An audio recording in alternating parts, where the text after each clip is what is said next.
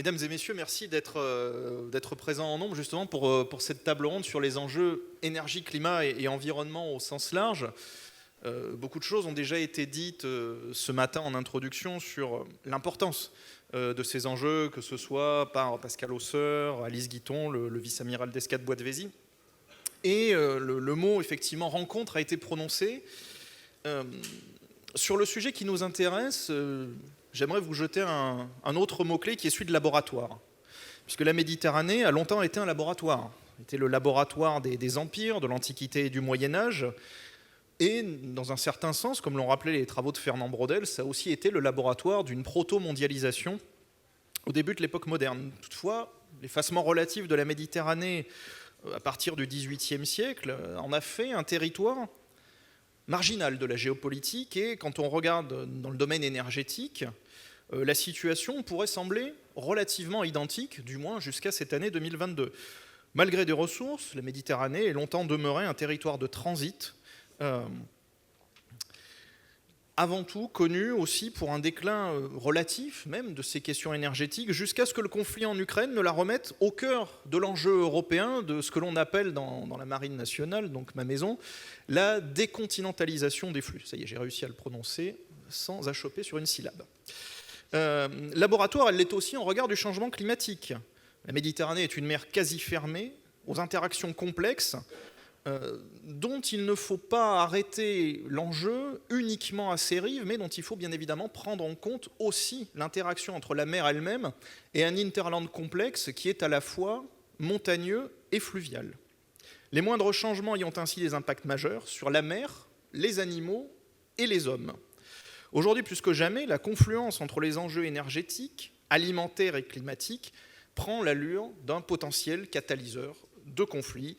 Et pour nous éclairer justement sur ce qu'en mauvais anglais on appellerait un nexus, pour nous aider à y voir plus clair sur ces enjeux, donc nous avons aujourd'hui 3 spécialistes de ces différentes thématiques pour justement nous aider à comprendre. Je vais commencer donc dans l'ordre alphabétique.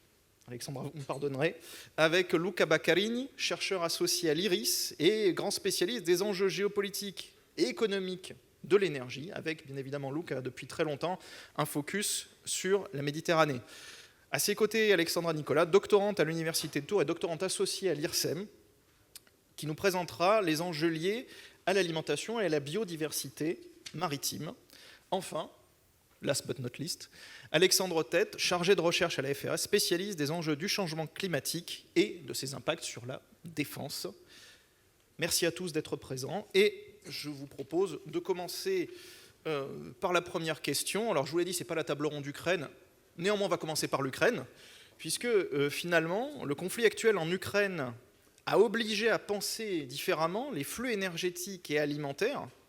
Pensez-vous, à ce titre, que cela accroisse le rôle de la Méditerranée? Luca, peut-être commençons par les flux énergétiques.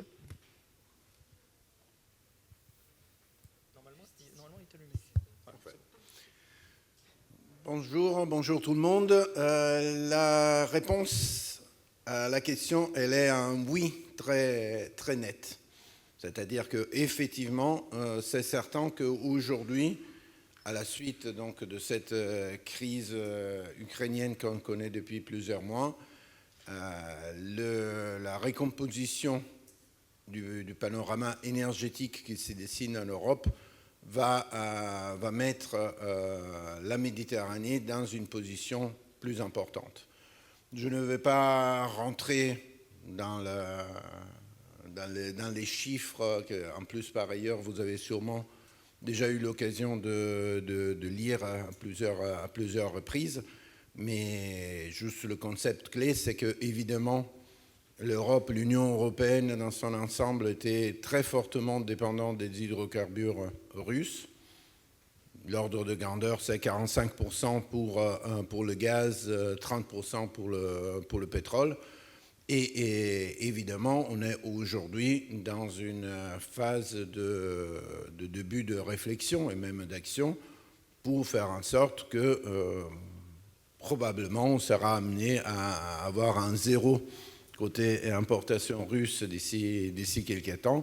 et donc a un besoin de redessiner une structure d'approvisionnement énergétique européen de manière très rapide, justement sous la contrainte quelque part.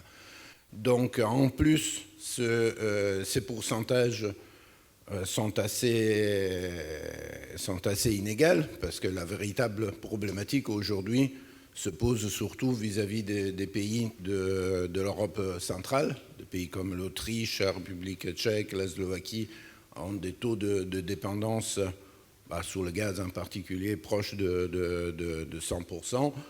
Aussi, des pays comme les Balkans ou la Grèce sont fortement dépendants. Moins mais encore sur des niveaux très élevés pour l'Allemagne, l'Italie.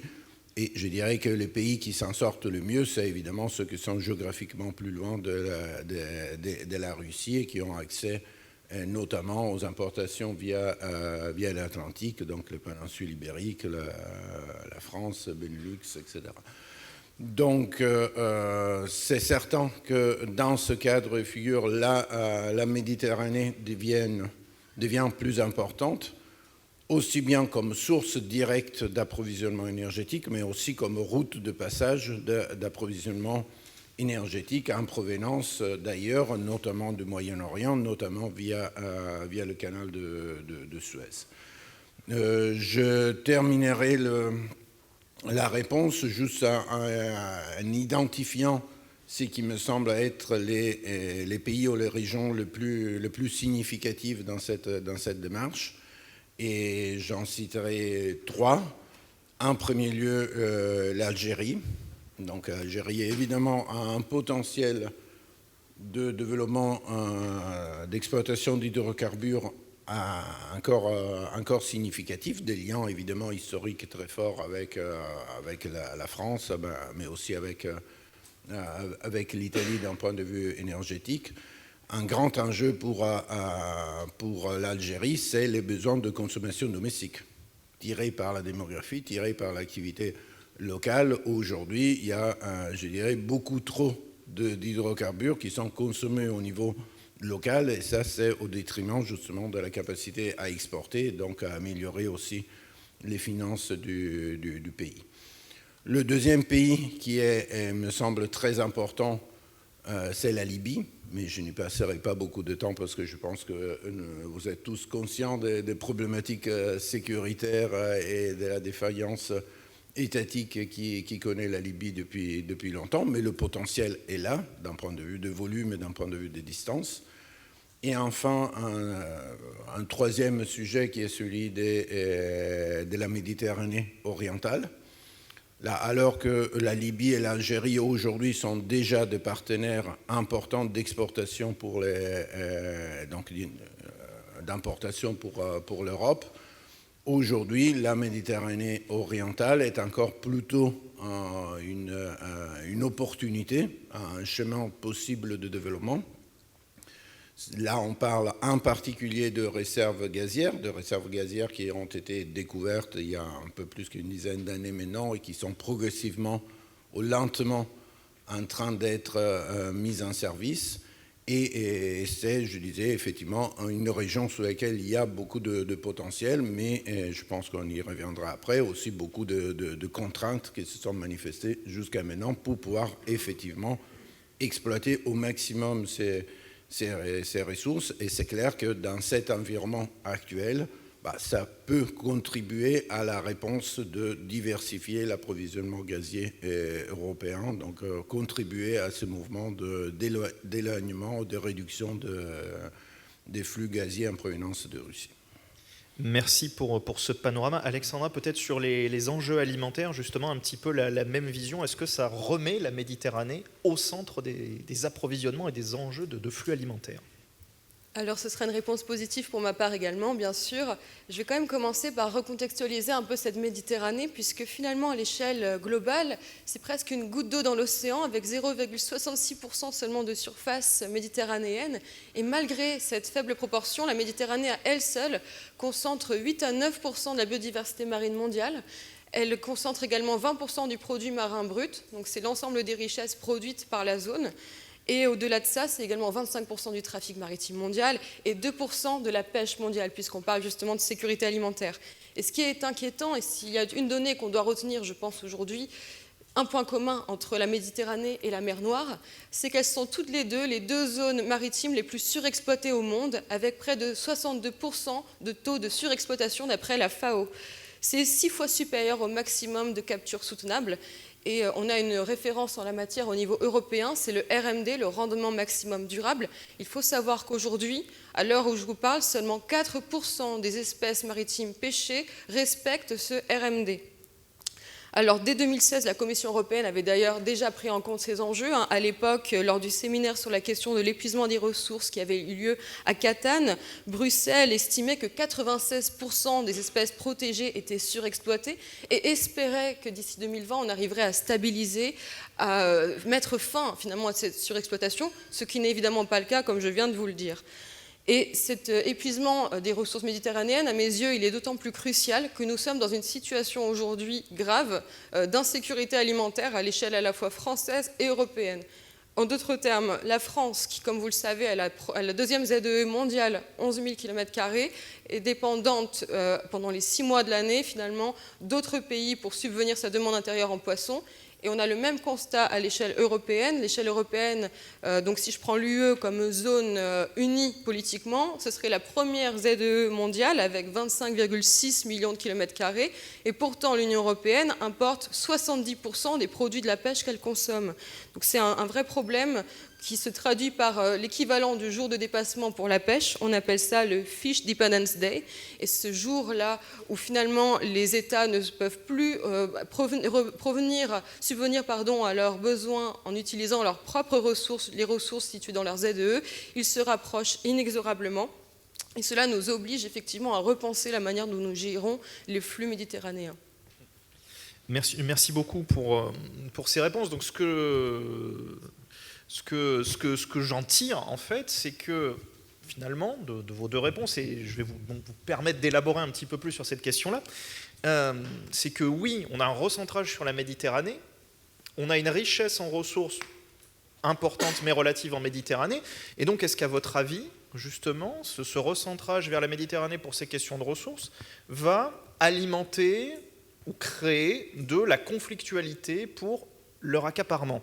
Je vais me tourner peut-être justement vers Alexandre pour te permettre de commencer. Toi, peut-être plutôt sur les ressources en eau, puisque c'est quelque chose dont on n'a pas encore parlé pour l'instant, et après repasser vers les questions alimentaires et les questions énergétiques. Alors, effectivement, on ne peut pas parler d'eau comme on parle de gaz ou de pétrole, puisqu'il y a une différence fondamentale, c'est que l'eau est une ressource renouvelable, ce qui n'est pas le cas du gaz, et surtout, elle va mal se transporter sur de longues distances. C'est-à-dire que finalement, le prix à l'endroit de consommation dépendra essentiellement du coût de transport, et donc plus on va transporter de l'eau loin, plus elle sera chère et en général incompatible avec les usages à laquelle on la destine, notamment les usages agricoles. Et donc, alors, il y a quelques contre-exemples en Méditerranée, puisque aussi, lorsqu'il y a la volonté politique, eh bien, on peut financer ces projets. Je pense bien sûr à la Turquie, qui, à travers une petite canalisation sous-marine, va exporter de l'eau pour soutenir la République turque de Chypre. Voilà. Alors, elle avait, il y a quelques années, la Turquie avait envisagé d'exporter de l'eau dans le bassin méditerranéen. Elle l'avait fait pour Israël, mais à nouveau, ça posait des problèmes un petit peu de sensibilité politique, puisque l'eau livrée à Israël était moins chère, par exemple, que celle qui était envisagée de livrer à la Libye. Et puis, on peut aussi penser que l'eau qui venait d'une rivière, la Manavgat, alors qui est un bassin différent de l'Euphrate, en fait, si d'un côté, elle est exportée à des pays étrangers, alors que la Turquie, de l'autre côté, serrait le robinet hydraulique à partir des grands barrages sur le bassin de l'Euphrate, ça aurait pu également créer des tensions avec la Syrie. Et donc, en fait, finalement, le seul point commun qu'on peut trouver immédiatement avec les énergies, par exemple, c'est les eaux souterraines non renouvelables. Et c'est vrai que dans tout le bassin méditerranéen, il y a des systèmes aquifères, en fait, qui se rechargent extrêmement lentement. Quand je dis extrêmement lentement, c'est plusieurs milliers d'années, et pour certains, jusqu'à plusieurs millions d'années. Et donc, effectivement, cette eau-là, elle est à gérer avec beaucoup de soin. Elle est précieuse, car à l'échelle de dizaines et parfois de milliers de générations d'hommes, elle ne va pas se renouveler. Et donc, c'est une sorte d'exploitation minière qu'on va faire de cette eau-là. Et donc, il y a l'exemple, par exemple, de l'aquifère de Dizi, qui est partagé entre l'Arabie saoudite et la Jordanie. Et en fait, les deux États sont dans une logique d'exploitation la plus rapide, puisqu'ils savent bien que ce qu'ils ne vont pas prendre sera pris par le voisin. Et c'est aidé aussi par la complexité des connaissances sur les aquifères, les flux de recharge, la circulation de l'eau, et quel forage va être épuisé plus rapidement que l'autre. Pour les eaux de surface, donc la question est assez différente. Il n'y a pas de conflictualité à attendre pour l'exportation de ce type de ressources, mais tout d'abord, on va évidemment assister à des arbitrages de plus en plus fréquents à l'échelle interne pour partager l'eau entre ces différents usages et notamment pour soutenir les usages agricoles. Alexandra l'a un petit peu évoqué, mais la production alimentaire, en fait, en Méditerranée, va beaucoup dépendre de la capacité à irriguer face au changement climatique ou à changer les pratiques d'irrigation actuelles. Et surtout qu'à cause de l'accroissement démographique, eh bien, la demande en denrées alimentaires augmente en Méditerranée. Et donc, on s'attend à des arbitrages de plus en plus compliqués. Et en fait, le partage de l'eau, dans la plupart des pays du sud et de la Méditerranée, reflète des équilibres de pouvoir.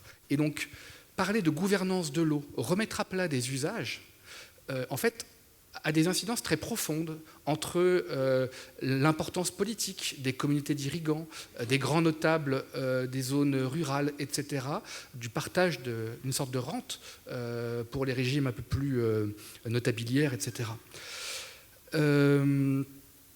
Et donc, tout à l'heure, Nicolas parlait du nexus. Alors, on pourrait parler effectivement d'une intrication profonde entre eau, énergie et agriculture. Et ça complique en fait encore la capacité de gouvernance des systèmes politiques à l'échelle locale, à l'échelle nationale. Et donc, en fait, c'est finalement ça la véritable fragilité, parce que je suis convaincu qu'il n'y a pas de fatalité des tensions ou des guerres autour de l'eau. Bien sûr que c'est un enjeu primordial, vital.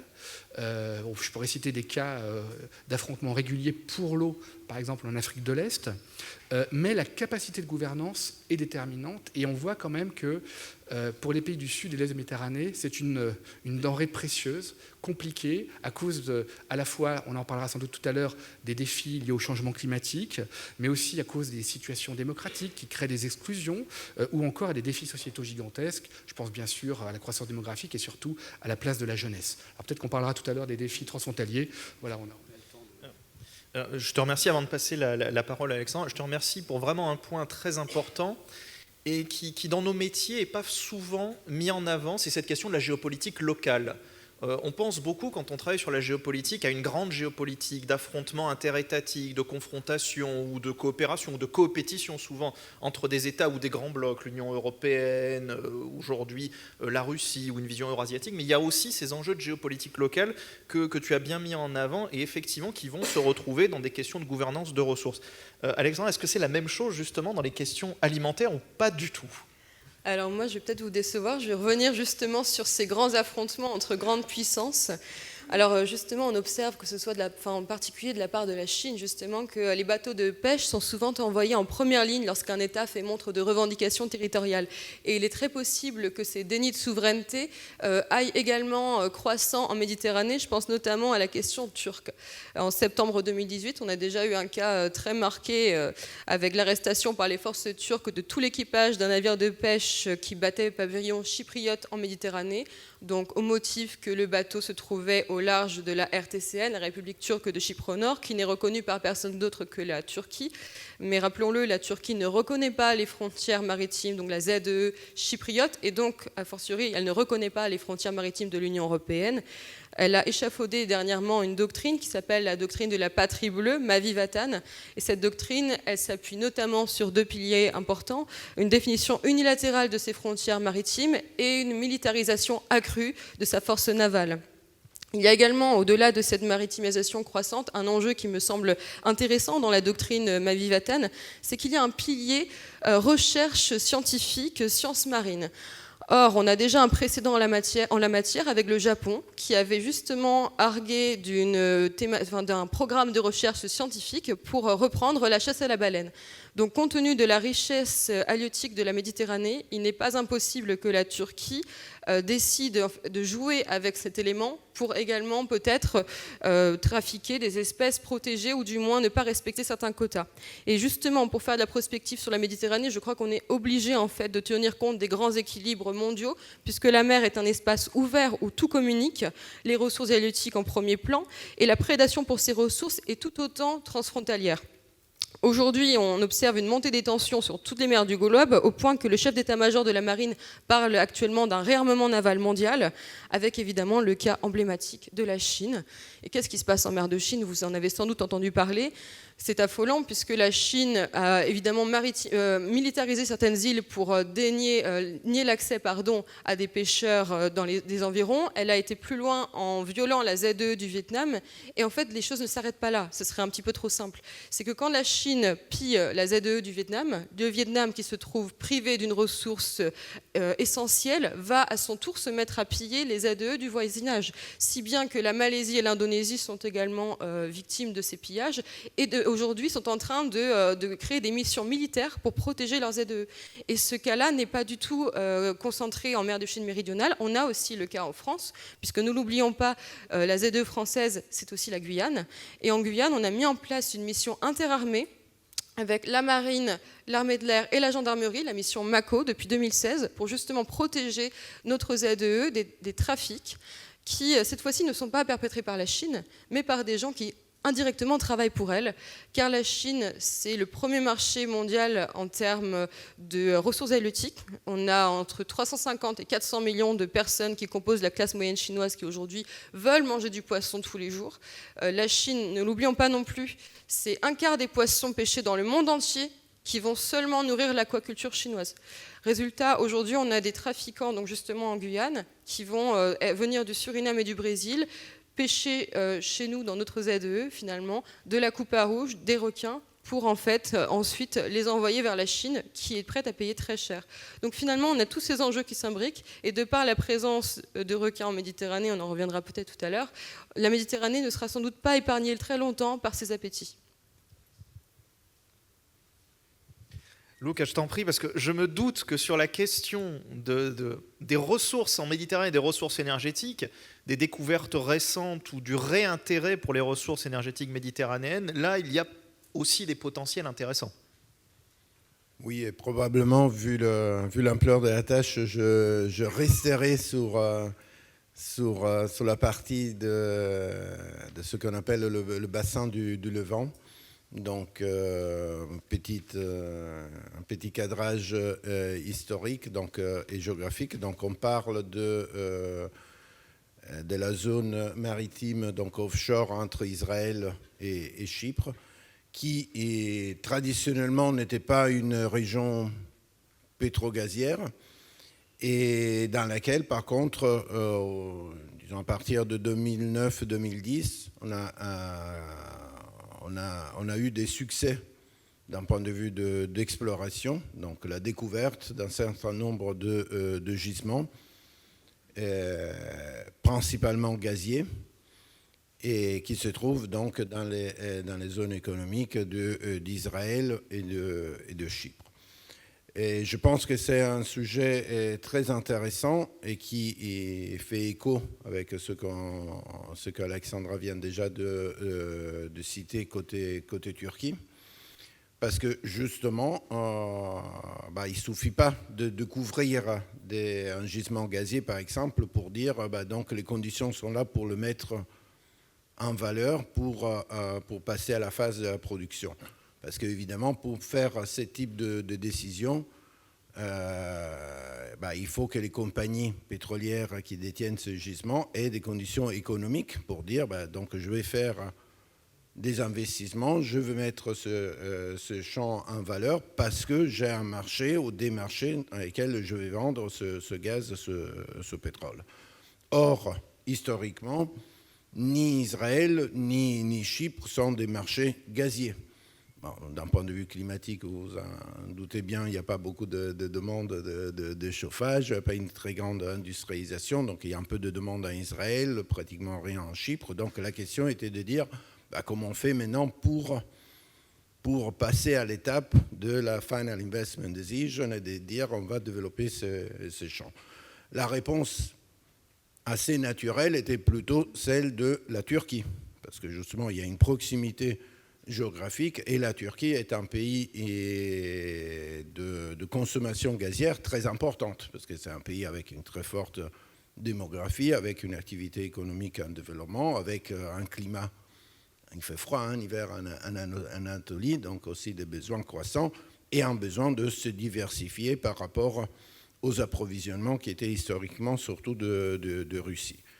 Et pourtant, cette sorte d'intérêt naturel de développer ces champs pour le marché turc ne s'est pas du tout matérialisé parce que justement la Turquie s'est plutôt enfermée dans cette logique de confrontation qui vient d'être déjà citée. Et le fond du message de la Turquie était de dire il faut que ces richesses, que ces revenus gaziers de Chypre en particulier, mais il faut que soient mis en service, qu'il faut partager entre tout l'ensemble de la population de Chypre, donc aussi la République de Chypre Nord, qui, comme a été déjà dit, n'est reconnue que par la Turquie. Et donc tout ça a créé une situation de blocage absolu dans laquelle on est encore et qui, paradoxalement, a desservi, je dirais, pour l'ensemble les intérêts de la Turquie, parce qu'elle a fait en sorte, par contre, qu'il y ait plus de coopération régionale, en particulier autour d'Israël. Donc les champs qui avaient été découverts côté israélien, ça a pris du temps, mais finalement ils sont en service depuis 2-3 ans selon les différents champs, et ils le sont grâce au fait que cette production est utilisée un peu pour la consommation nationale israélienne, mais surtout pour l'exportation vers la Jordanie et vers l'Égypte. Donc ça a favorisé ce lien régional, ce qui pour l'instant manque de manière assez importante, c'est par contre la capacité à mettre en production aussi les champs de Chypre, mais justement parce qu'il y a cette opposition turque sur la capacité de produire. Il y a déjà eu des interventions de bâtiments militaires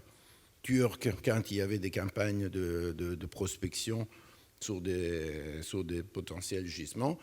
Et donc aujourd'hui, il y a une sorte d'axe diplomatique qui est en train de se bâtir entre effectivement Israël, Égypte, Chypre et Grèce dans un objectif d'exporter plutôt cet ensemble de ressources gazières, donc si possible aussi celle de Chypre, plutôt vers l'Union européenne via un projet de gazoduc qui est appelé ISMED, qui est un projet qui tourne déjà depuis pas mal de temps, qui a des contraintes économiques qui sont très importantes, parce que c'est quand même une distance importante, des fonds très, très profonds, mais qui probablement, in fine, pourrait,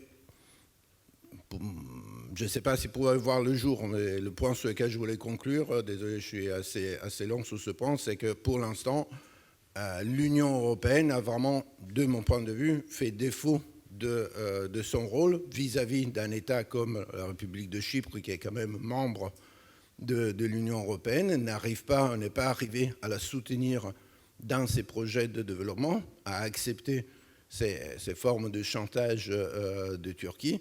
Et donc, personnellement, j'appelle de mes voeux, effectivement, dans le cadre de la situation actuelle des besoins de diversification gazière suite à l'intervention de Russie, une plus forte intervention, un plus fort soutien de la part de l'Union européenne pour arriver à avoir les conditions de mettre en valeur ces ressources, soit, je disais, par l'exportation vers la Grèce, soit via des terminaux méthaniers à développer dans la région.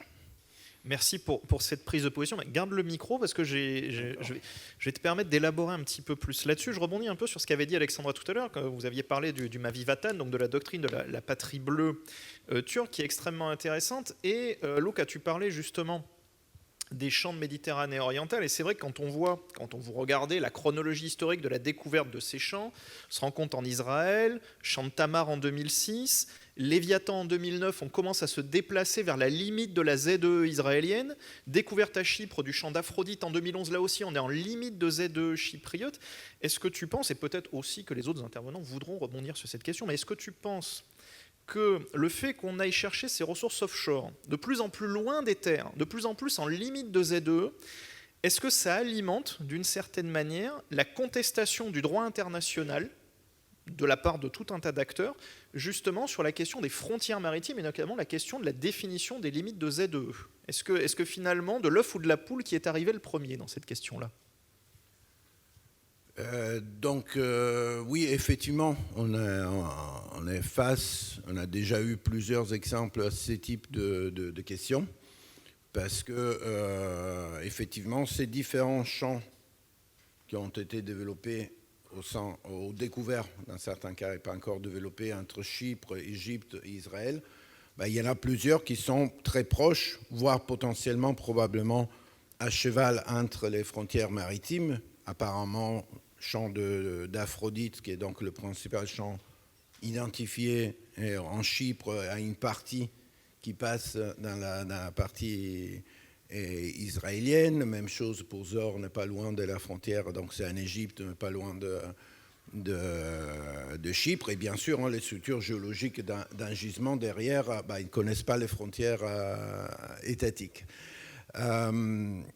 Pour l'instant, je dirais qu'au moins par rapport à ces trois pays, donc Israël, Chypre et Égypte, il y a plutôt eu une logique de collaboration et de coopération.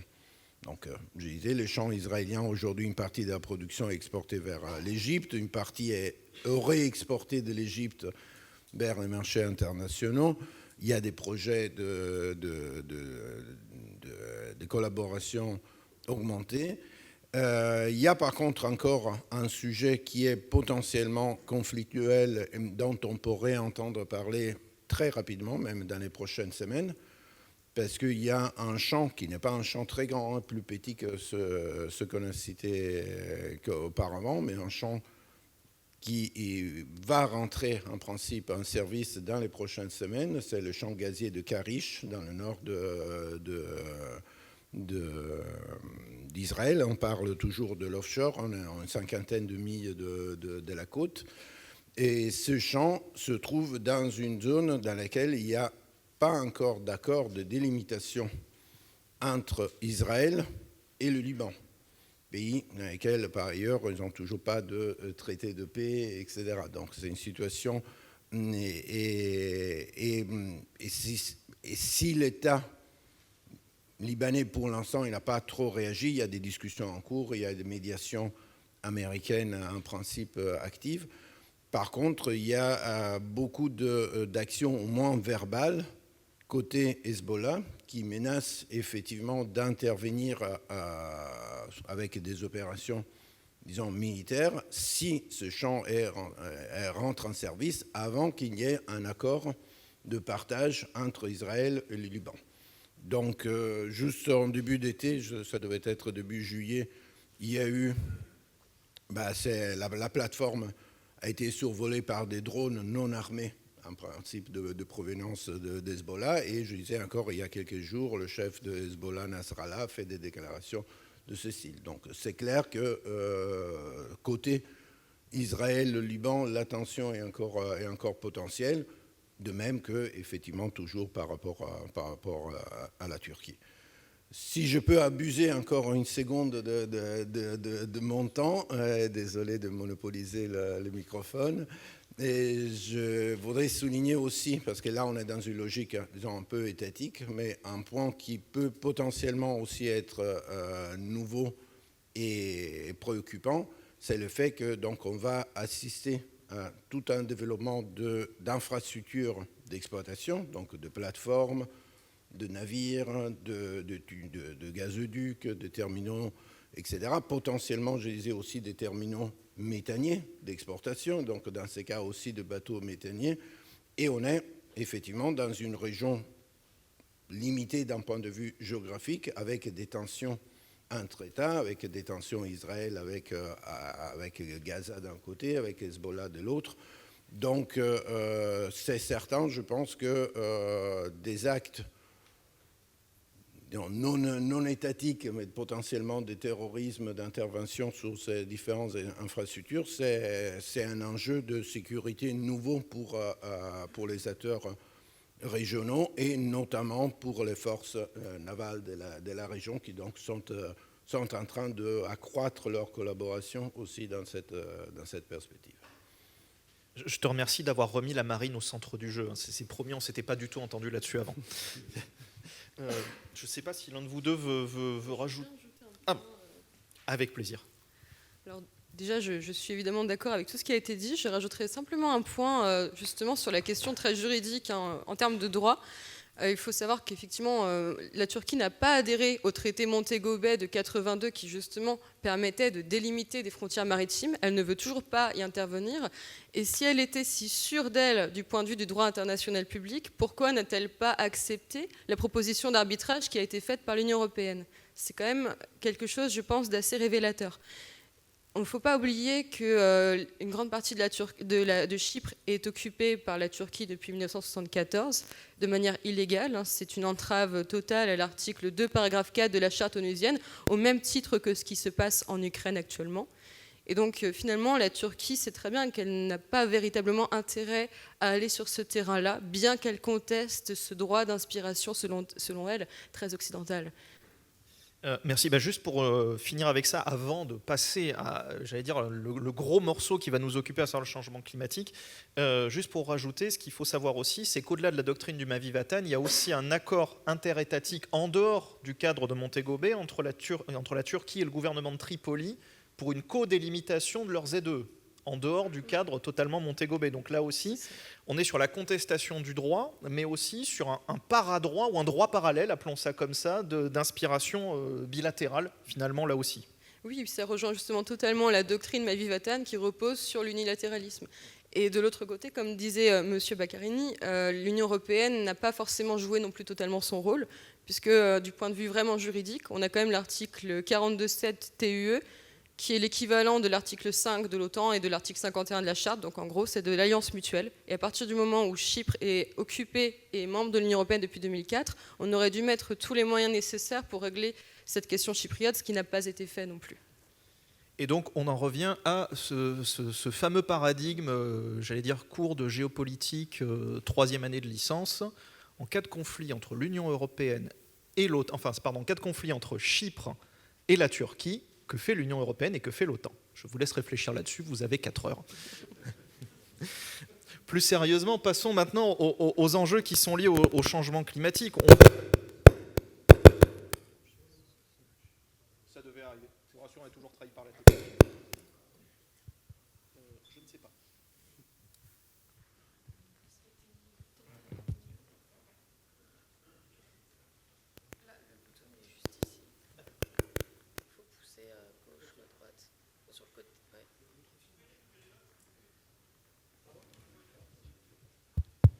Celui-ci fonctionne.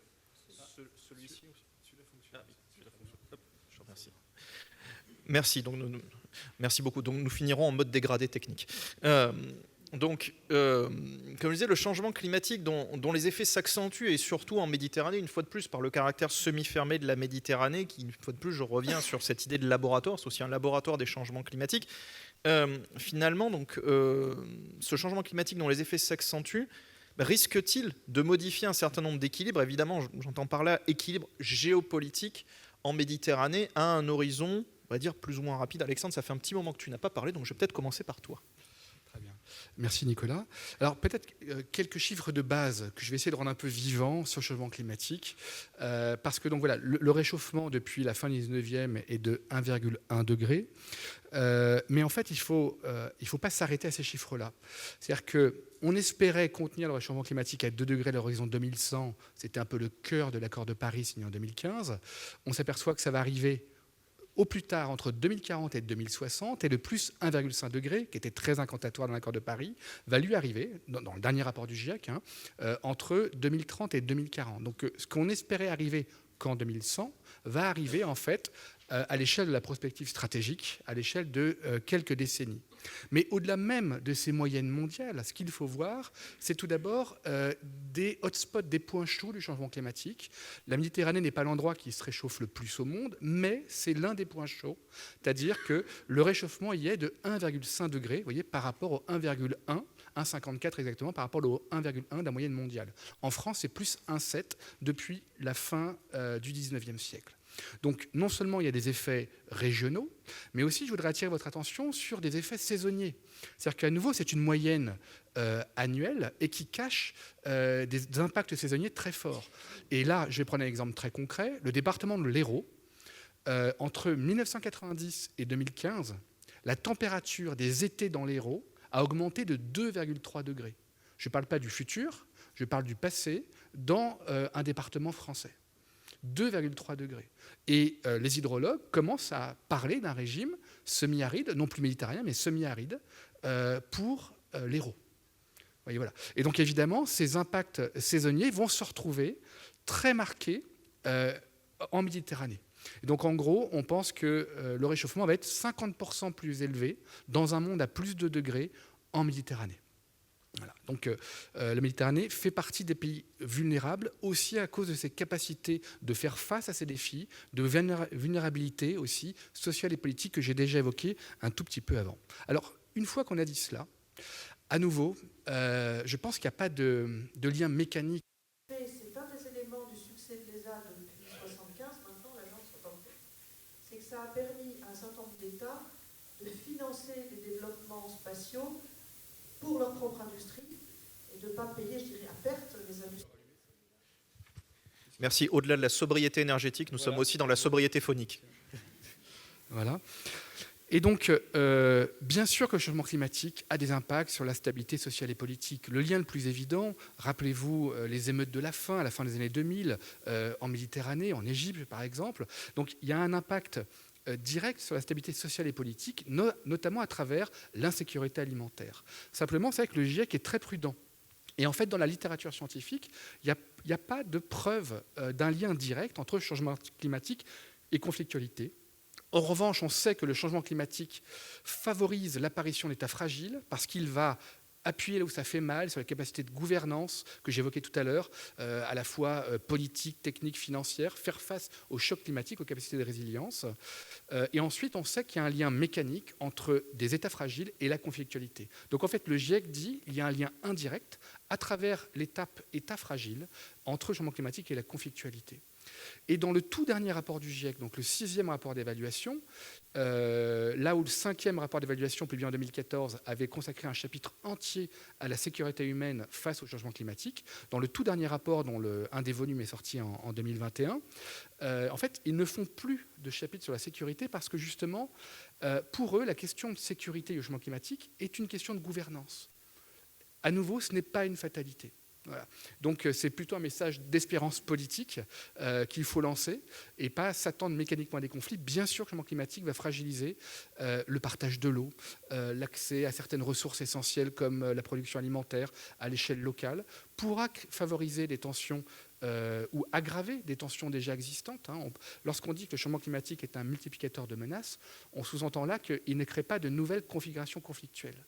Voilà. Donc c'est une menace indirecte qui accentue des menaces déjà existantes. Je peux m'arrêter là pour l'instant. Très bien. Je t'en prie. Alors, je vais essayer de ne pas trop m'étendre effectivement sur le point de vue purement scientifique, mais comme nous sommes à Toulon, je vais quand même vous dire qu'on a observé un changement justement dans les courants de la rade de Toulon qui ont perturbé les flux planctoniques et donc vraiment accéléré une diminution des stocks dans la zone de Toulon. On a également donc le président du comité de pêche du Var, Pierre Moréa, qui a constaté, grâce aux observations qui ont été faites par tous les pêcheurs qui travaillent avec lui, qu'il y avait une diminution d'un poisson d'une espèce endémique de la région qui est l'oursin. Donc on a vraiment quand même des faits en fait, qui illustrent ces données et ces réflexions sur le changement climatique. On observe de manière générale en Méditerranée qu'on a un épuisement des ressources et que celles qui ne s'épuisent pas voient leur taille diminuer. C'est notamment le cas des sardines et des anchois. En fait, c'est le même mécanisme que les arbres qu'on a vus pendant la sécheresse qui ne développaient pas de fruits ou perdaient déjà leurs feuilles. Les poissons, pour s'économiser face au changement climatique, cessent de croître. Ce qui pose un vrai problème en termes de quotas de pêche, évidemment, puisqu'on ne peut pas pêcher ces poissons-là.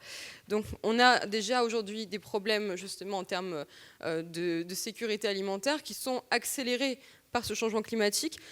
Encore une fois, comme le disait justement très bien Alexandre, le changement climatique, c'est difficile de l'isoler comme une variable indépendante des autres. tous ces problèmes de stocks halieutiques sont aussi liés évidemment à la pollution, à la surpêche. Mais c'est vraiment l'intrication de tous ces facteurs finalement qui posent en fait problème et qui entraînent également par ricochet des tentations vers la pêche INN, donc la pêche illégale, non réglementée, non déclarée. Et donc là, on pourrait avoir justement à la fois la prédation des États-puissances, comme je l'évoquais tout à l'heure, mais aussi une deuxième question que je n'ai pas trop évoquée, c'est la question justement du trafic. Et notamment des trafics, on en a un qui est assez emblématique, qu'on a tendance à oublier, surtout en Méditerranée, c'est le trafic d'ailerons de requins. Parce qu'en Méditerranée, on a quand même 45 espèces de requins, dont 21 en voie d'extinction. Et ça va peut-être pas trop vous plaire, mais on a 350 requins blancs à peu près qui nagent en Méditerranée. C'est une très bonne nouvelle pour la biodiversité. Et rassurez-vous, ils nagent au large, donc vous ne les croiserez pas. Malheureusement, peut-être d'ailleurs. Figurez-vous justement qu'un homme emblématique qui a travaillé avec le commandant Cousteau et Jacques Perrin, malheureusement feu Jacques Perrin, est justement en train de lancer un programme pour étudier les grands blancs de Méditerranée, et ça va se passer au large des côtes algériennes. Et donc pourquoi je vous parle de ça ? Parce qu'effectivement, donc ce trafic d'ailerons de requins, il va être d'autant plus intense si on a des requins qui sont d'autant plus présents en Méditerranée, et c'est à espérer parce que les requins sont une espèce rempart selon les océanographes. Il faut savoir que parmi les 2 pays au monde qui pratiquent le plus le trafic d'ailerons de requins, on a l'Espagne et le Portugal, donc 2 pays méditerranéens très proches de chez nous. Et d'autre part, la Commission générale des pêches pour la Méditerranée est pionnière en matière de réglementation contre le shark finning, donc le trafic d'ailerons de requins. Elle a effectivement adopté la politique de l'Union européenne qui consiste à interdire le dépôt de requins sans les nageoires naturellement attachées au corps. Et c'est d'autant plus intéressant que justement cette CGPM, elle n'inclut pas seulement des États de l'Union européenne, mais justement tous les États riverains de la Méditerranée. Donc ça nous permet quand même d'avoir une réglementation commune et donc déjà d'avoir un effort commun, une coopération réelle sur ces enjeux-là, même si évidemment ce n'est pas suffisant puisque la législation sans la coercition, vous savez très bien que ça ne fonctionne pas toujours. Et donc là, ça pose également un vrai enjeu de sécurité puisque si on a des règlements, il va falloir pouvoir les appliquer.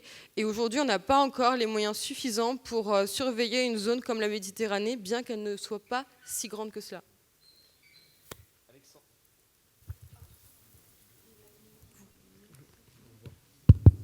Ça marche.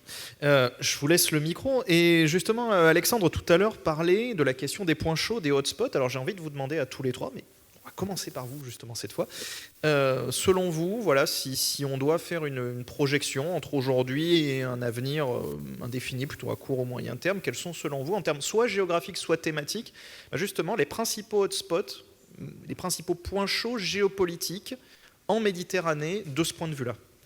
Bien justement, je vais revenir sur finalement ce que je viens d'évoquer. Je pense qu'on a des hotspots thématiques, en tout cas, pour reprendre votre expression.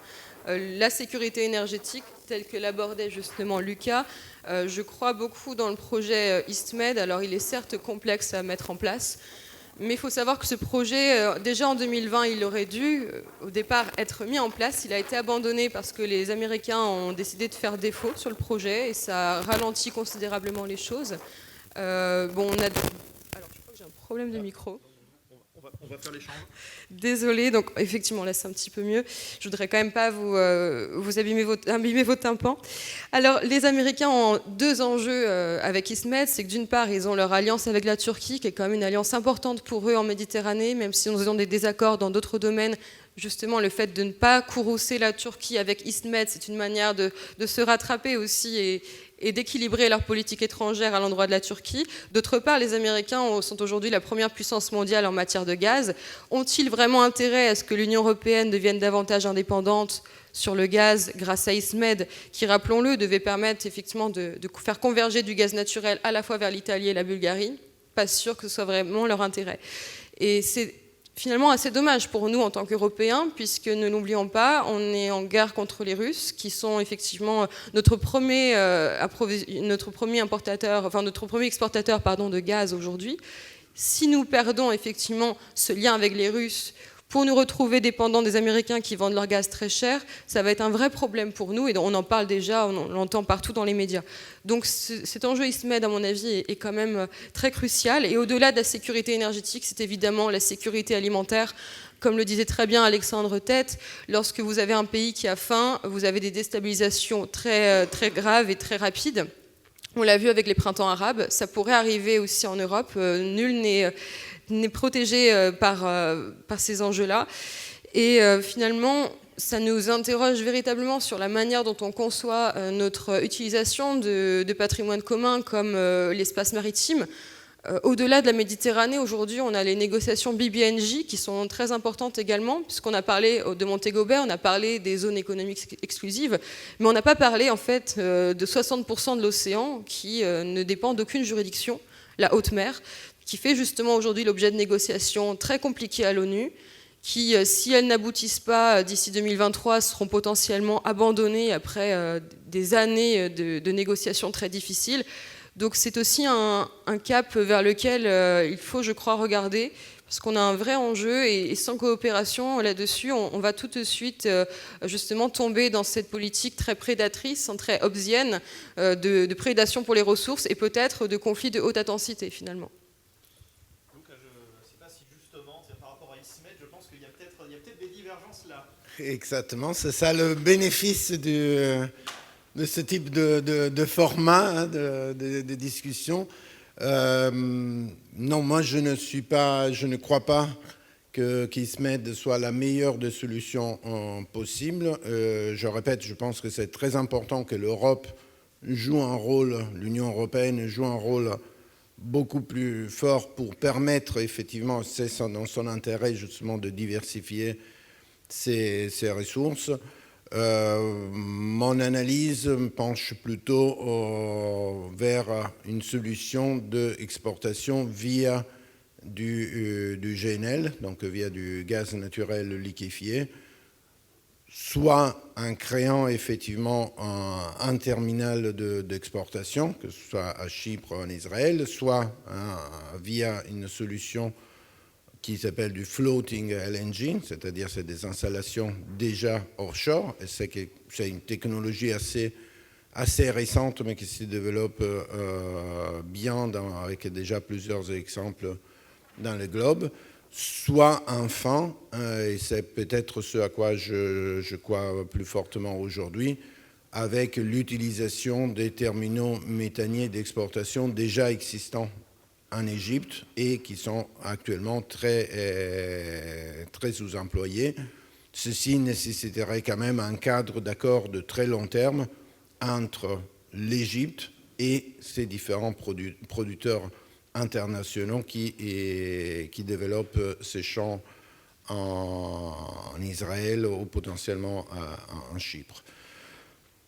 Pour répondre effectivement à la question de hotspot géopolitique, je pense qu'effectivement, c'est autour de la Turquie qui se passe aujourd'hui, et surtout par rapport à la relation Turquie-Grèce. Donc je ne suis pas convaincu que ce soit l'angle énergétique le plus important aujourd'hui, mais plutôt effectivement des enjeux de puissance entre les différents pays, notamment maintenant avec les conséquences de ce qu'on voit en Russie et en Ukraine.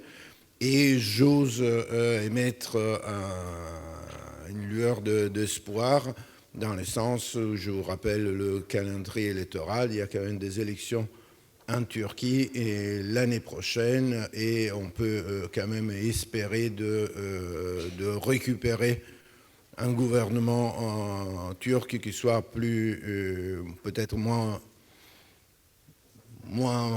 plus coopératif, restons diplomatiques, plus coopératif par rapport aux autres pays, aux institutions européennes. Voilà, alors pour rester cohérent avec ce que je vous ai dit tout à l'heure sur les capacités de gouvernance interne, c'est vrai qu'en fait, finalement, je parlerai plutôt d'abord de pays, et des pays qui connaissent des graves crises de gouvernance, donc bien sûr la Libye, la Syrie, le Liban. À l'échelle transfrontalière, finalement, le problème que rencontre l'Égypte avec le Nil et son grand voisin éthiopien vient surtout, à mon sens, de la structure aussi de l'économie et de la société égyptienne. Une grande partie de la main-d'œuvre, je crois que c'est un peu plus de 20%, et pour les femmes c'est plus, est encore agricole. Et l'Égypte est en fait prisonnier d'un modèle avec une forte production interne de son alimentation à cause de la dimension politique et sociale de la sécurité alimentaire et de ses conséquences en termes de stabilité. Et donc en fait, elle n'a pas vraiment de solution pour reconvertir cette main-d'œuvre agricole dans d'autres secteurs.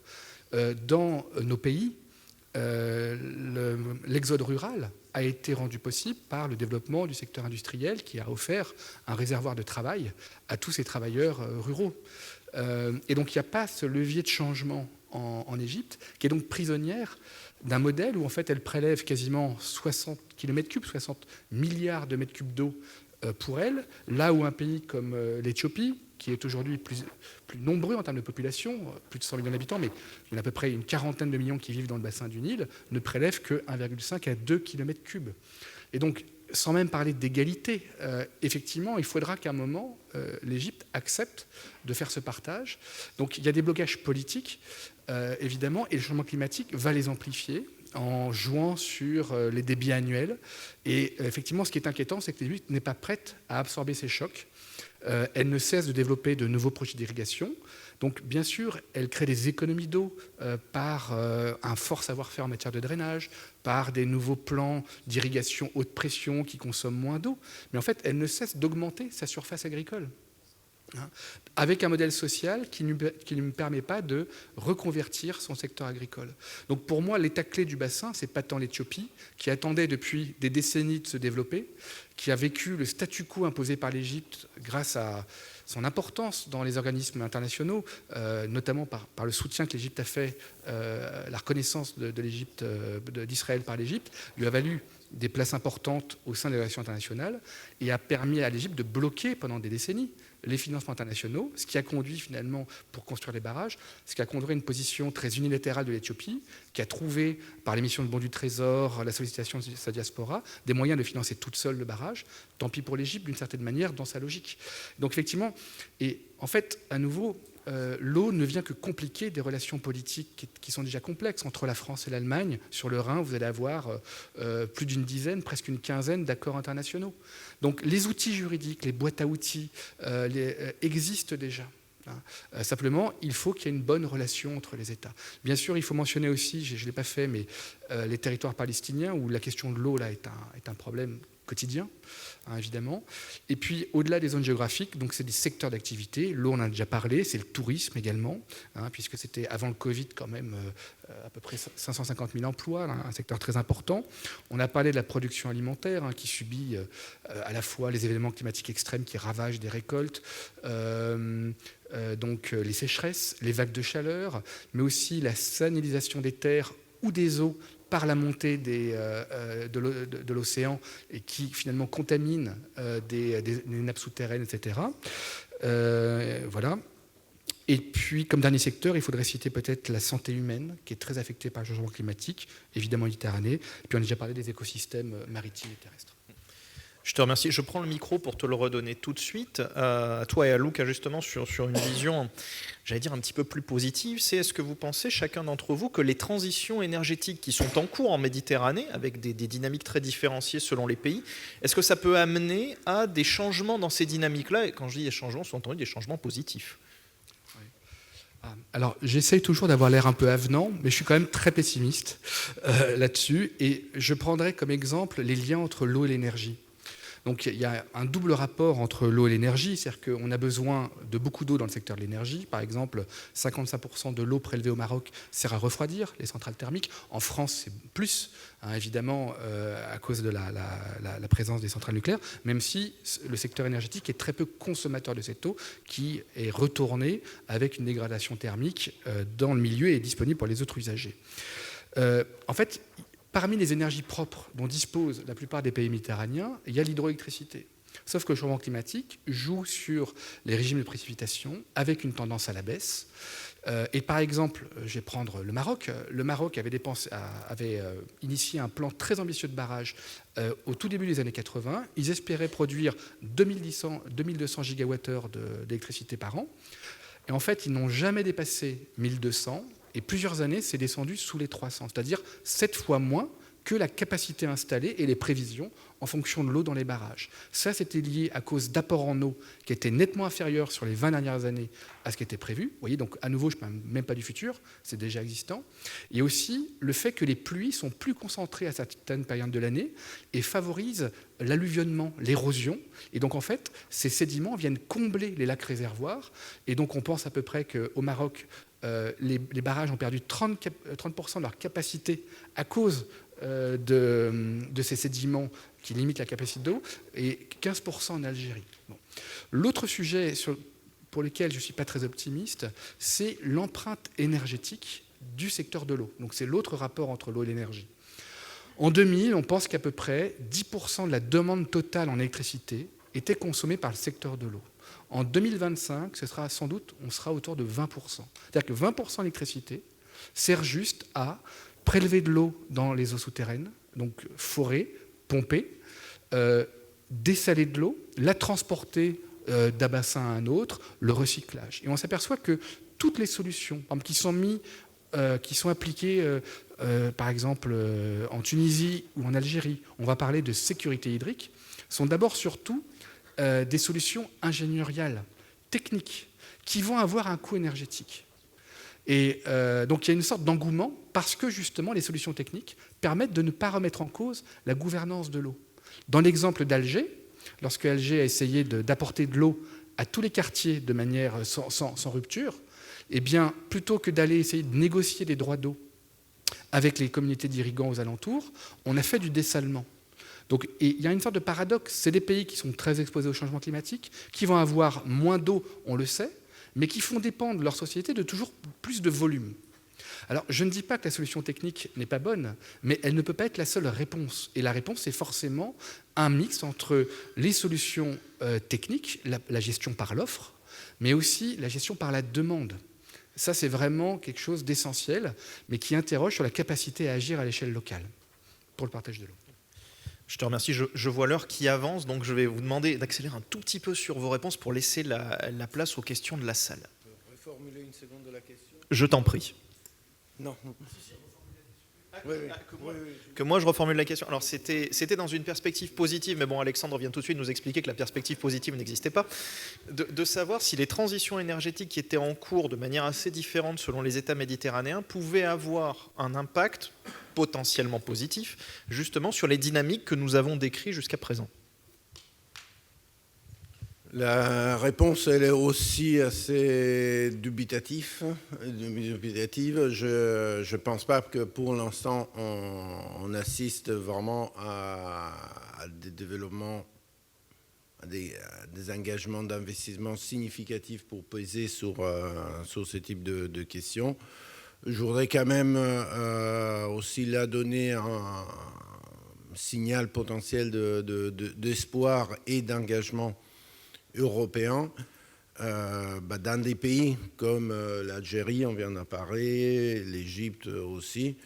Je vais essayer de rétablir un lien avec ce dont on parlait tout à l'heure, des dépendances gazières, etc. Mais là, il s'agit de pays qui sont potentiellement des fournisseurs européens, qui aujourd'hui le sont faiblement parce qu'ils utilisent beaucoup le gaz pour leurs propres besoins domestiques, entre autres justement pour ces différentes utilisations qui ont été citées, alors que ce sont des pays qui ont un potentiel renouvelable, et en particulier photovoltaïque, qui est évidemment très très important. Donc on pourrait imaginer un lien d'intérêt entre ce pays et l'Union européenne, justement pour dire conceptuellement ça a beaucoup plus de sens de faire des centrales solaires en Algérie ou en Égypte et libérer de cette manière des volumes de gaz qui peuvent être exportés vers l'Europe, dans laquelle les besoins de consommation de gaz, ils ne vont pas disparaître demain, même si on est dans une route de transition énergétique dans laquelle on essaie de réduire la part du gaz. Donc là aussi, je pense que ça pourrait être important, une forme de partenariat Union européenne avec ces pays du Sud pour faciliter la transition énergétique et notamment le développement du renouvelable dans ces pays. Je te remercie. Dernière question pour Alexandra et Alexandre. Justement, là, on se projette un peu dans les conséquences très, très pragmatiques des changements climatiques. Et on a parlé de catalyseurs de conflits, de potentielle multiplication d'un certain nombre de conflits. Et qui dit ça, dit justement intervention des forces de défense et de sécurité, européennes ou non, dans ces conflits potentiels. Mais si on est sur des terrains qui sont dégradés, si on est dans des conditions environnementales qui sont de plus en plus touchées par ces changements climatiques qui ont été décrits, comment est-ce que, selon vous, il faut qu'on soit capable justement de préparer nos forces ou les forces de manière globale à l'engagement dans des territoires qui vont être justement de plus en plus touchés par les changements climatiques? Alexandra. Merci. Alors effectivement, de nombreuses zones de déploiement, notamment de l'armée de terre, sont déjà en fait des zones considérées comme extrêmes. Donc une zone extrême, selon la doctrine de nos armées donc françaises, ce sont des zones dans lesquelles on a une température de 40 degrés avec un taux d'humidité de 70%. Et effectivement, la question du déploiement se pose, notamment en bande sahélo-saharienne qui est déjà concernée. On a donc mis en place depuis déjà de nombreuses années des centres d'aguerrissement à l'étranger, notamment ce qu'on appelle des centres d'entraînement à la vie désertique. Il y en a un à Djibouti et un aux Émirats arabes unis, donc ça c'est une très bonne chose pour préparer nos hommes.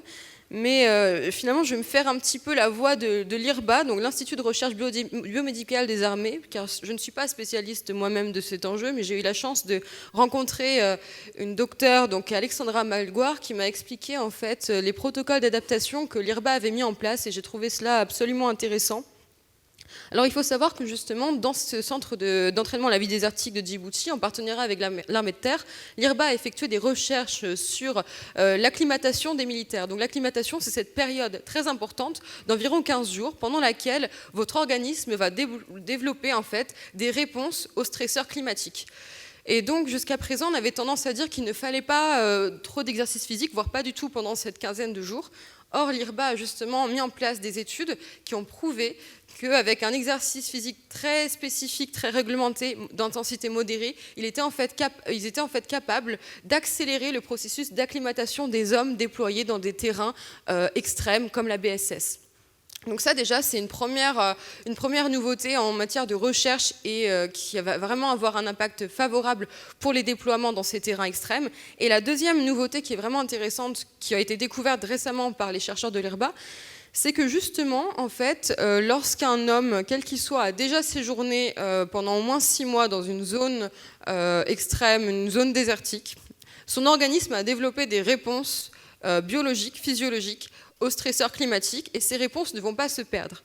En fait, jusqu'à présent, on croyait que l'acclimatation était totalement perdue, donc ces fameuses réponses biologiques étaient totalement perdues, passées 6 semaines. Finalement, on découvre que même au-delà de 6 mois, même des hommes qui sont allés, par exemple, combattre à Djibouti il y a 3 ans, aller s'entraîner à Djibouti il y a 3 ans, et bien lorsqu'ils reviennent, ils ont toujours ces réponses biologiques. Et finalement, ils vont être conditionnés, si on veut, ils vont être acclimatés beaucoup plus rapidement que les autres. Donc ça, c'est très important, puisque justement, ça rejoint la doctrine des forces françaises d'envoyer des hommes comme ça dans les centres d'entraînement à la vie désertique régulièrement et de les y envoyer avant, finalement, le déploiement en opération. Donc on a vraiment une information capitale avec ces recherches de l'IRBA. Au-delà de ça, quelque chose d'un petit peu moins positif, malheureusement, pour clore ma réponse, c'est qu'il y a quand même des limites à l'organisme humain. On ne pourra pas combattre on ne pourra pas combattre dans des milieux encore plus dégradés que ce qu'on a aujourd'hui en réalité. C'est pas possible physiologiquement, ce n'est pas possible biologiquement. Et donc là, la piste, c'est vraiment de la R&D, c'est des moyens technologiques. On a aujourd'hui des tentatives, mais qui sont totalement infructueuses encore, pour par exemple créer des uniformes réfrigérants. C'est à l'étude, mais on n'a rien encore trouvé de vraiment satisfaisant. On a aussi la question des véhicules réfrigérants, et une possibilité, ça serait justement de s'inspirer de ce que font les hommes qui combattent le feu, les sapeurs-pompiers, qui justement utilisent l'intermittence en fait. On pourrait imaginer des périodes de combat avec intermittence. Voilà, il y a vraiment une réflexion à mener. C'est très complexe évidemment. Mais si on est vraiment obligé d'aller sur une zone dans laquelle le corps humain n'est pas capable de résister plus d'1 heure ou plus d'1 heure et demie, il va falloir effectivement mettre en place des moyens que seule la R&D et donc des investissements dans le domaine pourront nous permettre de trouver. Merci. Alexandre, je t'en prie. Oui. Merci beaucoup. Alors, en fait, lorsqu'on parle changement climatique et défense, il y a deux grands sujets. Le premier, je vais l'évacuer rapidement parce qu'il est déjà très traité, c'est l'impact du changement climatique sur la prospective stratégique. En gros, quels sont les terrains d'intervention sur lesquels on pourrait être sollicité, on n'était pas auparavant, quels sont les types de missions, la typologie des missions qu'on rentrerait, leur dimension humanitaire, davantage de crises civiles, guerres civiles, etc. La fréquence des interventions, typiquement, est-ce qu'on va davantage solliciter les forces militaires pour des missions de sécurité civile, etc. C'est pas, voilà. Mais en tout cas, donc là-dessus, la DGIRIS, donc qui s'occupe de la prospective et de la stratégie au ministère, traite ça assez bien, notamment à travers un observatoire Climat Défense. Et en fait, la question que pose Nicolas et que je trouve vraiment très importante, c'est est-ce qu'on est sûr de maintenir nos capacités opérationnelles avec des conditions d'environnement d'opération qui changent et parfois de manière assez radicale?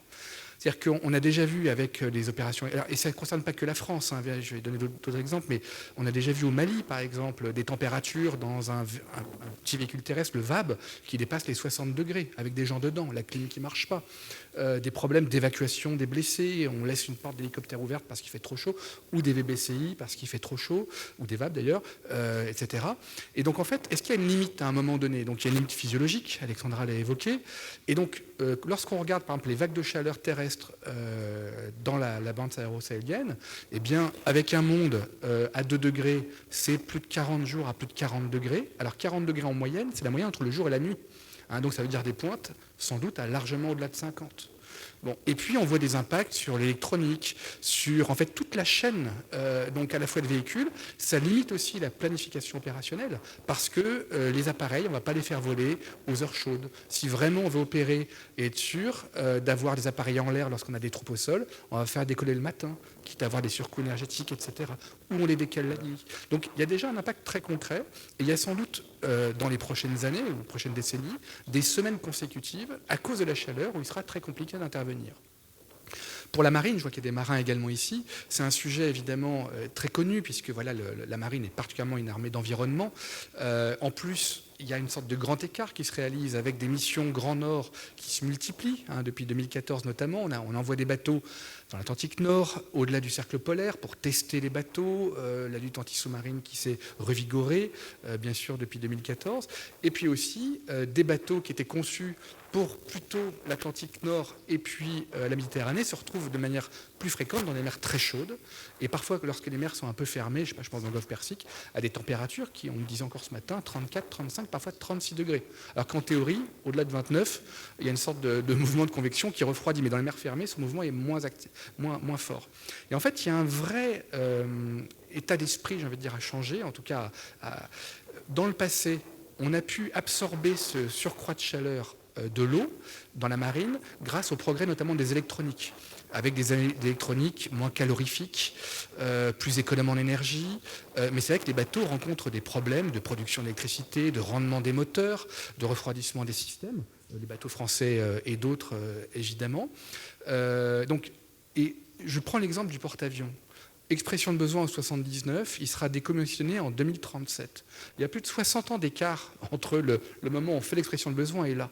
Donc imaginez aujourd'hui le grand écart. Donc le prochain porte-avions, on peut penser que jusqu'en 2070, 2075, peut-être qu'il fonctionnera. Et donc comment on intègre concrètement dans un cahier des charges ces évolutions? Alors souvent, effectivement, on a l'impression que le changement climatique, on reste dans les marges et tolérances militaires qui sont très exigeantes. Mais par exemple, pour l'électronique, il y a un standard militaire qui vient d'évoluer pour passer les tests des électroniques, des composants électroniques, de 56 à 63 degrés. Donc en fait, il y a un travail de fourmi, norme par norme, mais aussi dans l'architecture navale, se dire, voilà, est-ce qu'il faut spécialiser des bateaux? Parce que le changement climatique va modifier la houle, hein, les trains de vagues, leur fréquence et leur impact sur les systèmes embarqués. Donc on fait des bateaux qu'on veut polyvalents, mais est-ce que ce sera encore possible avec des phénomènes amplifiés dans le futur? Voilà. Donc il y a plein d'exemples que je pourrais donner aussi sur les conditions de vie à bord, les températures dans le radier, des classes Mistral, tout ça. Voilà, on pourra en reparler ensemble. Je te remercie pour ajouter aussi la prolifération biologique et l'acidification pour les coques de la marine. Mais merci en tout cas à nos intervenants d'avoir répondu à mes questions. Mais maintenant, c'est le temps de vos questions. Donc n'hésitez pas, si vous avez des questions. Hop, je vois qu'il y a déjà des bras qui se lèvent. Donc je vous demande, quand vous avez le micro, de vous lever, de vous présenter et de spécifier votre question et surtout à qui elle s'adresse. Bonjour, Thomas Pasleg, étudiant. Récemment, la start-up française Life vient d'inaugurer sa première centrale d'hydrogène propre. Pensez-vous que ce mode d'énergie a de l'avenir? Parce que tout le monde en ce moment parle des solutions de compensation des hydrocarbures et bizarrement, je trouve que, en tout cas, on ne parle pas assez dans les médias de cette start-up et des solutions qu'elle met en œuvre pour créer de l'hydrogène propre. Voilà. C'est de la production d'hydrogène. Oui. On est d'accord. Oui, on va prendre 3 questions, s'il vous plaît. On va prendre encore 2, comme ça.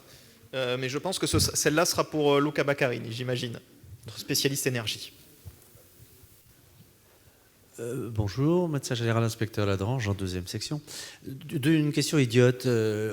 Quand on parle des différents gisements de gaz qu'on a découverts en Méditerranée orientale, est-ce que par hasard, ils communiquent l'un envers l'autre? Est-ce qu'on peut en siphonner un à partir des autres? Et deuxièmement, dans l'hypothèse, et j'arrêterai là, de la multiplication des usines de dessalement d'eau de mer, quelles seraient les conséquences de la prolifération de ces usines sur l'écologie marine? Une dernière question peut-être pour notre premier round.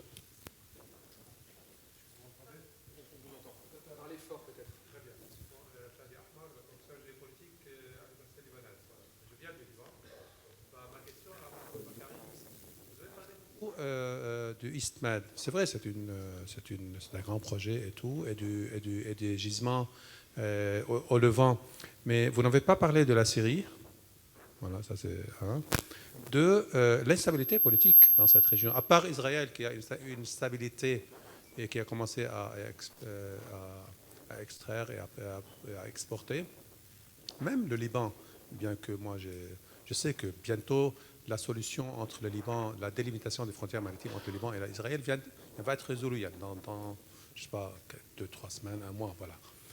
Mais même la délimitation des frontières, ça ne veut pas dire que le Liban va avoir la stabilité politique, va résoudre ses problèmes, surtout avec la communauté internationale, l'Iran et tout, pour pouvoir produire et justement répondre aux besoins de l'Europe. Donc je ne sais pas comment le Levant peut répondre aux besoins de l'Europe dans le cadre de diversifier les ressources de gaz voilà, face à la Russie. Merci.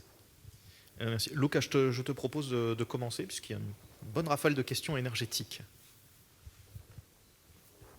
Je serai aussi rapide que possible. Sur la première question, je suis vraiment désolé, mais je ne suis absolument pas un expert sur l'hydrogène. Je ne connais pas cette start-up, donc je ne suis pas en mesure de m'exprimer. Et donc désolé, mais je pense qu'il faudra en reparler à un autre moment. Par rapport aux gisements auxquels on avait fait référence, non, pour l'instant, ils sont tous des structures géologiques séparées entre elles, donc relativement proches, mais on n'a pas la possibilité de dire on siphonne un gisement, un pompant dans l'autre. Par contre, effectivement, on l'avait cité, il y a plusieurs de ces gisements qui sont assez proches aux zones de délimitation entre différentes frontières, donc il pourrait se poser la question de dire est-ce qu'un État est en train de vider un réservoir plus rapidement que son voisin. Ce qui est effectivement aussi la question qui se pose aujourd'hui, et je disais par rapport au Liban et Israël, par rapport donc au gisement que je vous ai cité tout à l'heure. Pour le reste, aujourd'hui, effectivement, du fait des conditions politiques au Liban, il y a un relatif retard les activités de prospection au Liban par rapport à ce qui a été les développements en Israël, en Chypre. Donc aujourd'hui, une identification d'un gisement d'une certaine taille avec un potentiel commercial n'est pas quelque chose de réalisé au Liban. Donc il n'y a pas aujourd'hui sous la table la discussion sur est-ce qu'on va développer ou non ce gisement. De même, je dirais que pour la Syrie historiquement était un pays producteur d'hydrocarbures de façon pas très importante, mais au moins avec un passé d'hydrocarbures par rapport à Israël ou par rapport au Liban. Donc il y a eu encore, il y a quelques années, des annonces de projets, notamment avec des entreprises russes, mais je dirais que évidemment la situation politique aujourd'hui et en Syrie ne permet pas du tout d'envisager de développement à court terme. Juste pour ajouter un point avant de passer le micro à Alexandra, ce qu'il faut noter, c'est que la Syrie, c'est un cas particulier dans la région, puisque ce ne sont pas les hydrocarbures offshore. La Syrie, c'est de la production terrestre, et c'est le seul pays de la région qui faisait de la... Oui, mais historiquement, la production historique est une production terrestre. Et donc la Syrie, c'est aussi un cas un petit peu particulier, et l'offshore, pour l'instant, de mémoire, Lucas, tu m'arrêtes si je me trompe, il n'y a pas eu de prospection. Voilà, il y a eu un accord, mais il n'y a pas eu...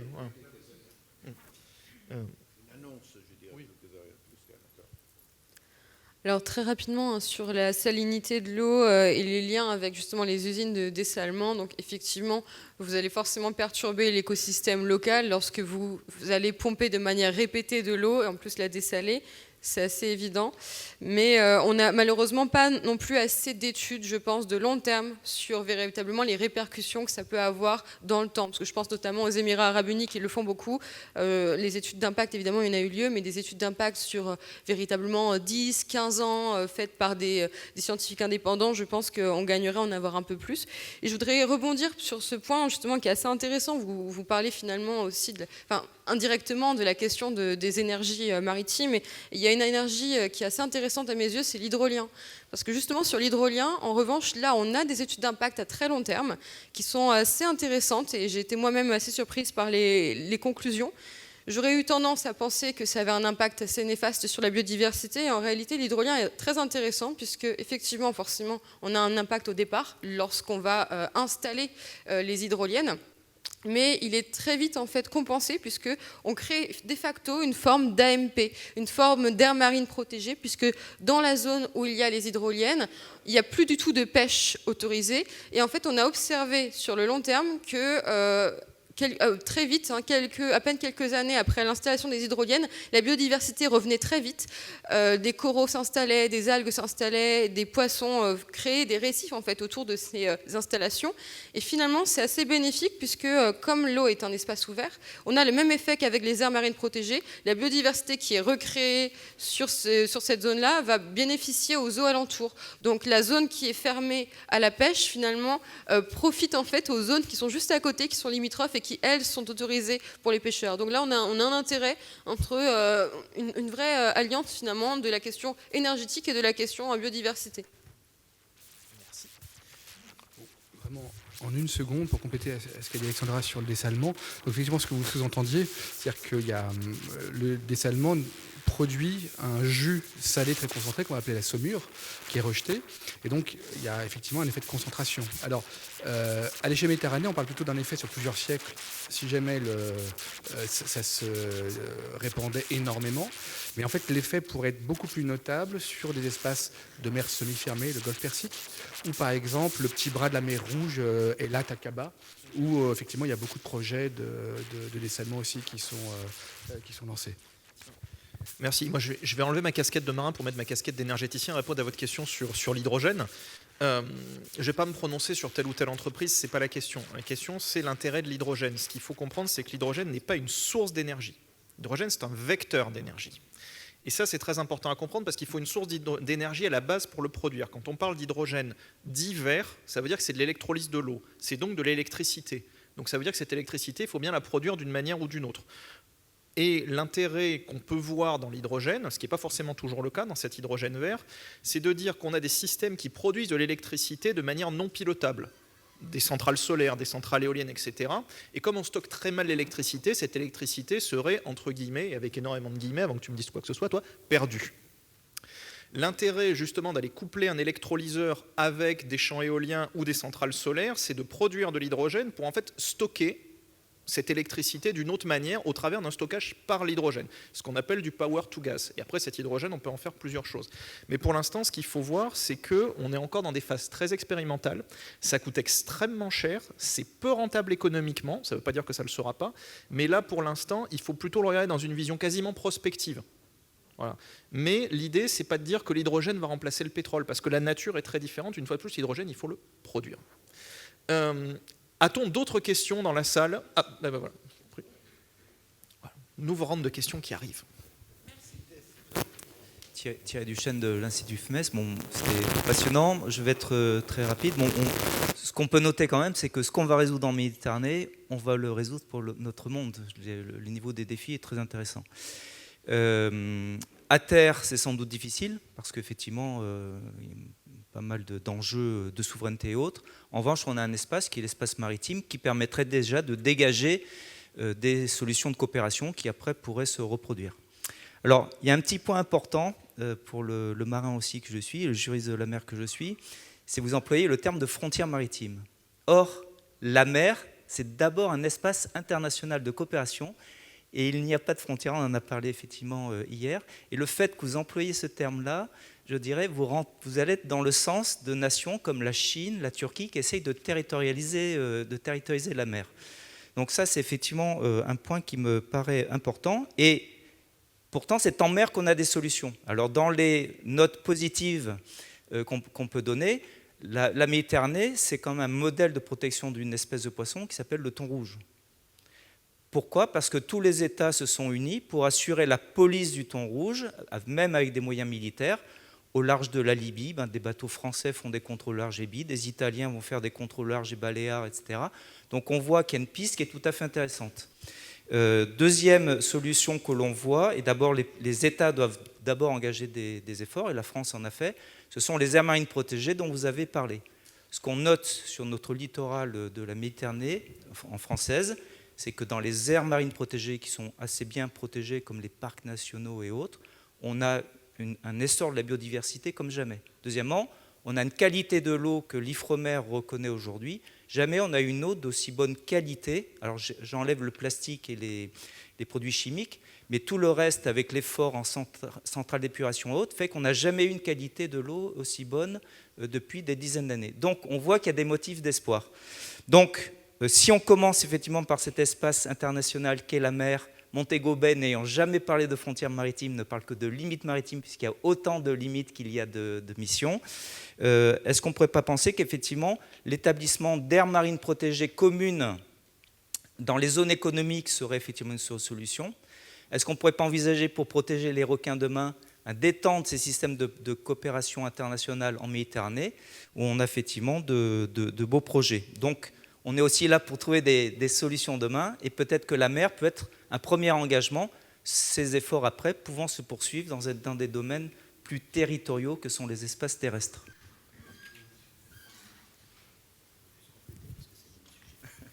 Ce serait juste pour compléter cette question, Laurent Musso de la DGRIS, vous avez parlé, Madame Nicolas, de BBNJ, donc de sauvegarde des ressources halieutiques au-delà des juridictions nationales. Et je rebondis sur votre question, et notamment sur les aires marines protégées. Est-ce que vous ne pensez pas que le fait d'inclure des AMP à ce traité BBNJ ne fasse tout simplement pas un traité mort dans l'œuf, quand on voit que de nombreux pays aujourd'hui remettent en question l'équilibre international, et notamment tout ce qui viendrait d'idées occidentales, comme un peu la Convention de Montego Bay?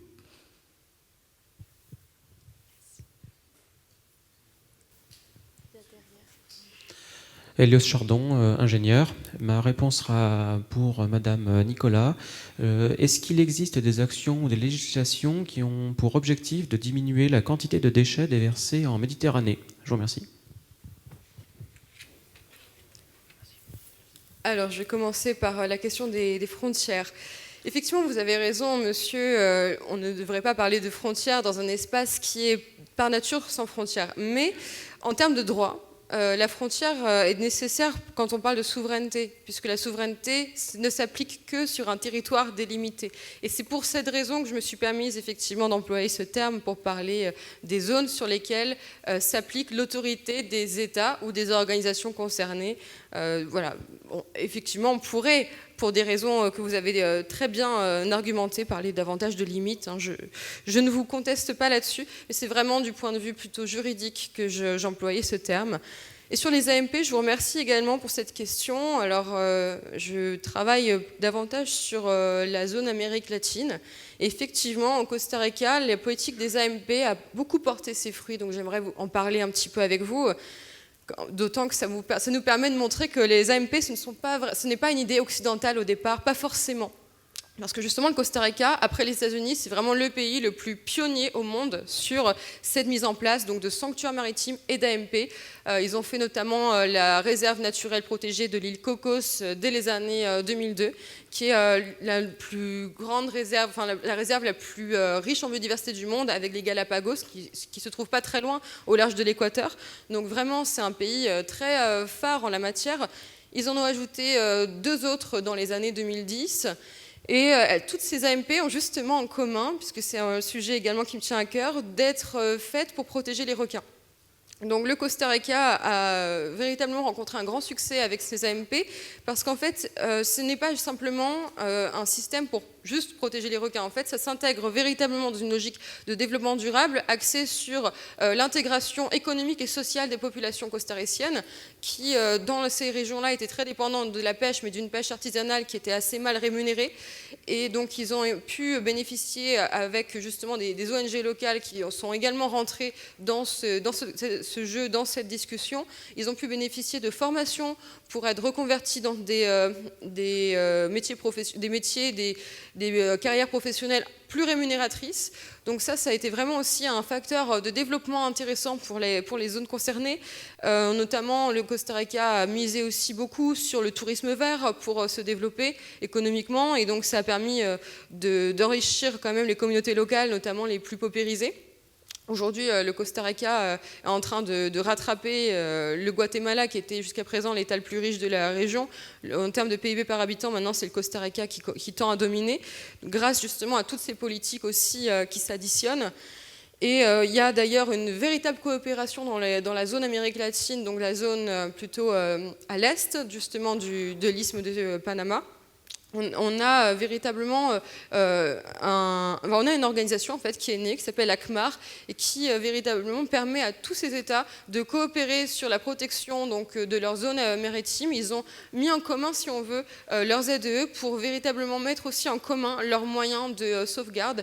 Et ça marche quand même très bien dans cette région, puisque c'est une région où il n'y a pas de contestation interétatique sur ces ZEE-là. Il y a vraiment une coopération qui se passe bien et qui donc finalement nous donne aussi un message, qui pourrait nous donner un message d'espoir ici, où on a beaucoup parlé de prédation, de compétition, d'acharnement entre les États. Là, on voit qu'il y a quand même aussi des mécanismes qui fonctionnent, et donc BBNJ n'est pas forcément, je dis bien pas forcément mort dans l'œuf. Avec les AMP, tout dépend de la manière dont elles sont mises en place. Aussi des zones, il y a des zones plus, entre guillemets, pacifiques que d'autres. Il y a des pays qui coopèrent davantage entre eux que d'autres. Effectivement, je pense qu'une AMP en mer de Chine méridionale, c'est pas la peine. Mais voilà, en Amérique latine, ça apporte ses fruits. Et même les États-Unis sont vraiment précurseurs en la matière. On a vu le mandat de Trump qui est passé souvent pour être quelqu'un quand même d'assez climato-sceptique. Ce qu'on n'a pas dit, c'est que pendant le mandat Trump, on a énormément élargi l'AMP des États-Unis, qui avait été mise en place des années auparavant sous Bush, qui avait été déjà élargie sous Obama.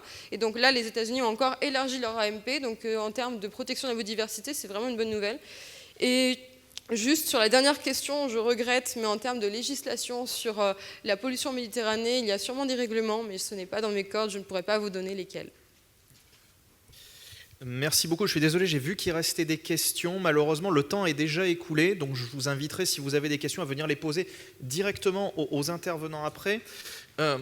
Finalement, pour conclure très très rapidement, parce que je sais que le buffet arrive et que probablement les autres séances sont déjà finies, le mot que je vais retenir, parce que je parlais de laboratoire en début, pour fermer, je vais retenir un autre mot-clé que vous avez tous prononcé d'une manière ou d'une autre, c'est le mot de gouvernance.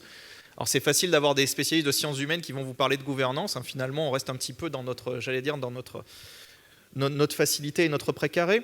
Mais on se rend bien compte que c'est la gouvernance qui potentiellement va faire avancer les choses. Une gouvernance qui va être économique, technologique, juridique, mais que ce n'est pas dans l'isolement et ce n'est pas dans l'égoïsme de telle ou telle puissance, qu'elle soit riveraine de la Méditerranée ou non, que des solutions réelles pourront être apportées. Une fois de plus, on est dans une mer semi-fermée, avec un écosystème complexe et qui va bien au-delà des rives. On a parlé de l'Éthiopie tout à l'heure, on a parlé du bassin du Nil, il faudrait parler des Alpes. On n'a pas parlé des Alpes jusqu'à présent, mais les Alpes sont un contributeur majeur à l'équilibre de la Méditerranée. Et donc finalement, c'est par la gouvernance et par la coopération, Luca, tu parlais de l'Union européenne, mais qui n'est pas la seule, que potentiellement, ces enjeux, je ne vais pas parler de problème à ce stade-là, mais ces enjeux trouveront une solution. Merci beaucoup et merci à nos intervenants pour la qualité de leur présentation et de leurs réponses.